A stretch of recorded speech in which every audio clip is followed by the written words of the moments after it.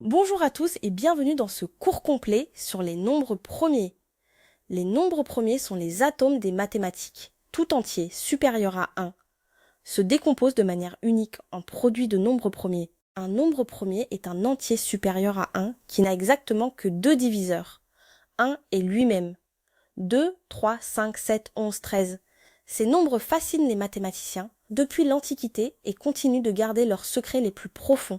Dans ce cours, nous allons explorer tout ce que l'on sait sur eux, leur distribution, leur famille, leurs applications en cryptographie et les grands mystères qui demeurent irrésolus à ce jour. L'histoire des nombres premiers remonte à plus de 2000 ans. Euclide, vers 300 avant Jésus-Christ, fut le premier à démontrer qu'il existe une infinité de nombres premiers.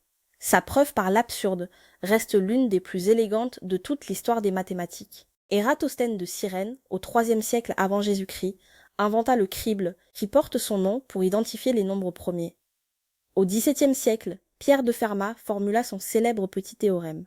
Euler, au XVIIIe siècle, prouva que la somme des inverses des premiers diverge, et introduisit la fonction zeta qui allait devenir centrale dans la théorie. Riemann, en 1859, publia son hypothèse révolutionnaire sur la distribution des premiers. Définissons précisément les nombres premiers. Un entier naturel P supérieur, ou égal à 2, est premier si ses seuls diviseurs, positifs, sont 1 et P lui-même. Le nombre 1 n'est pas premier par convention. Cette définition permet au théorème fondamental de l'arithmétique d'être unique. Les premiers nombres premiers sont 2, 3, 5, 7, 11, 13, 17, 19, 23, 29, 31, 37. 2 est le seul nombre premier pair. Tout autre paire est divisible par 2. Les nombres qui ne sont pas premiers et sont supérieurs à 1 s'appellent composés.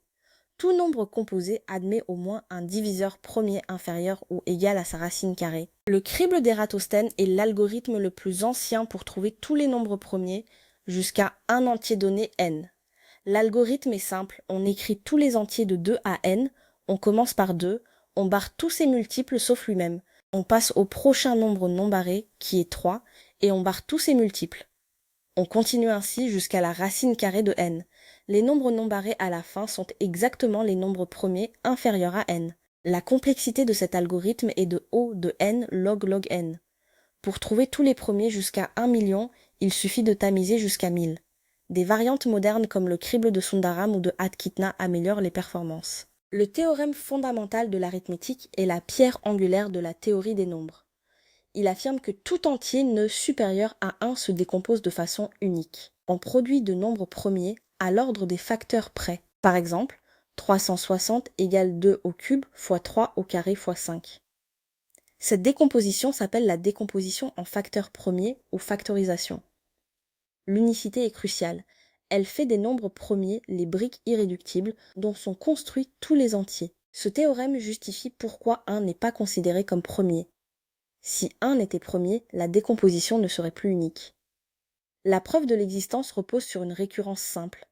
Celle de l'unicité utilise le lemme d'Euclide. Comment les nombres premiers se distribuent-ils parmi les entiers?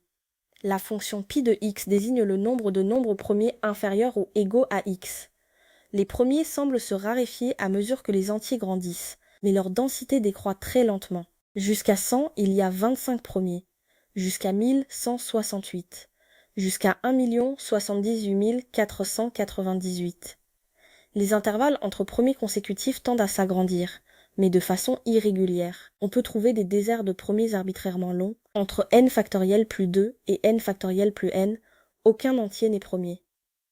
À l'opposé, on croit qu'il existe une infinité de nombres premiers jumeaux, c'est-à-dire séparés par 2, mais cela reste non prouvé. Le théorème des nombres premiers est l'un des grands résultats du XIXe siècle.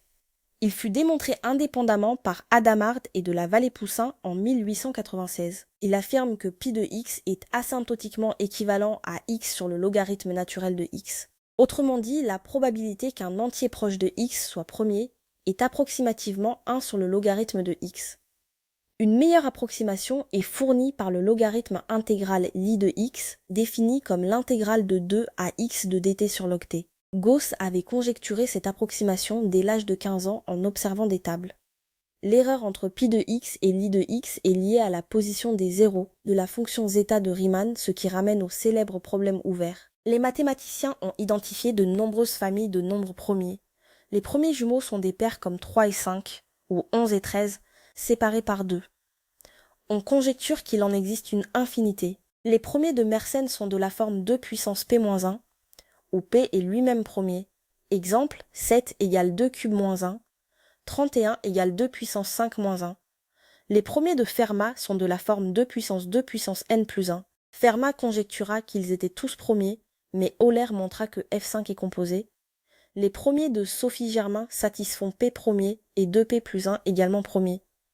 On trouve aussi les premiers sûrs, les premiers de Wilson, les Wittrich, les circulaires. Les nombres de Mersenne méritent une attention particulière. Un nombre de Mersenne est de la forme m sub p égale 2 puissance p moins 1.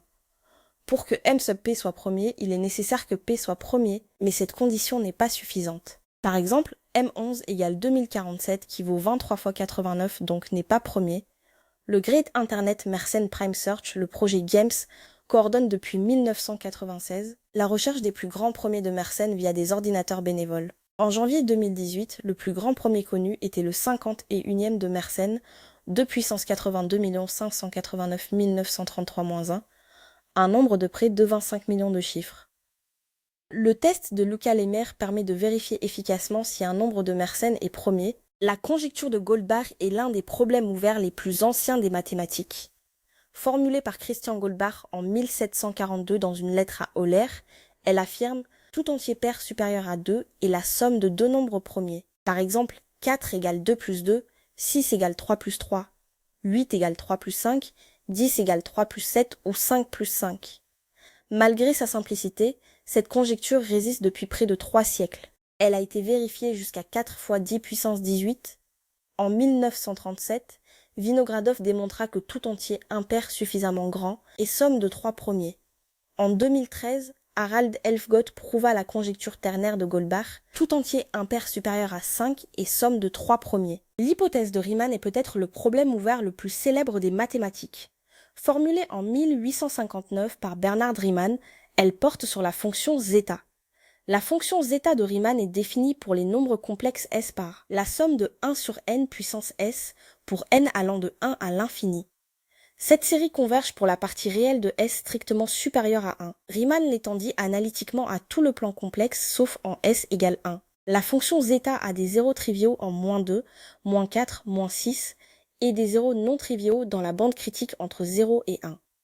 L'hypothèse de Riemann affirme que tous les zéros non triviaux ont partie réelle 1/2. Plus de 10 milliards de zéros ont été vérifiés sur cette droite.